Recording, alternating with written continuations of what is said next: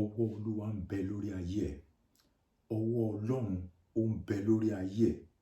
Tó bá rí bẹ́ẹ̀, bí Olúwa ti ń bẹ tí agbára ẹ̀mí ẹ̀ ń bẹ pẹ̀lú, apá iṣẹ́ òkùnkùn, apá ìkà kò ní ká ọ lórúkọ Jésù Kristi. O ò ní dààmú lórí ara ẹ lórúkọ Jésù Kristi. O ò ní dààmú lórí àwọn èso ẹ̀.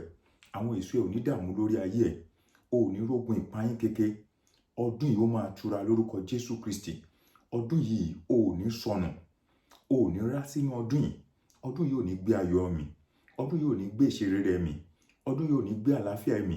Bí Olúwa ti ń bẹ tí agbára ẹ̀mí ẹ̀ ń bẹ pẹ̀lú, ìwọ yóò máa ní oore ọ̀fẹ́ láti máa jáde pẹ̀lú ayọ̀.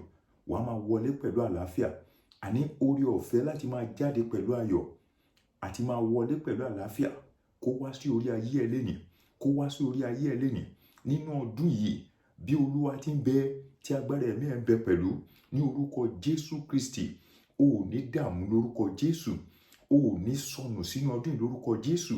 O ò ní rá sínú ọdún yìí lórúkọ Jésù. Ìgbẹ́kẹ̀lé ẹ kò ní já sásán lórúkọ Jésù Kristi.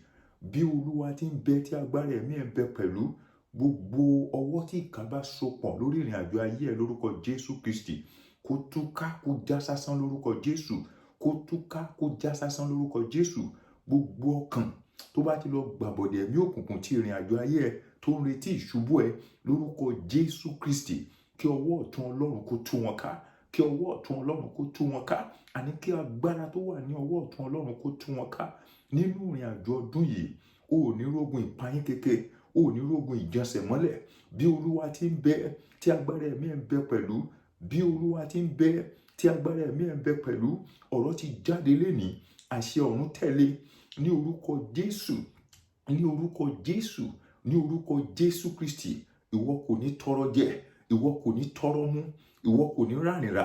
Ìwọ kò ní sọnù. Ní orúkọ ti Baba àti ní ti Ọmọ àti ní ti Ẹ̀mí Mímọ́. Àlàáfíà ni fún wa àti ilé ẹ lọ́dún lórúkọ Jésù Kristi. Kí àwọn ènìyàn Ọlọ́run sọ pé àmín, àmín, àmín ní orúkọ Jésù.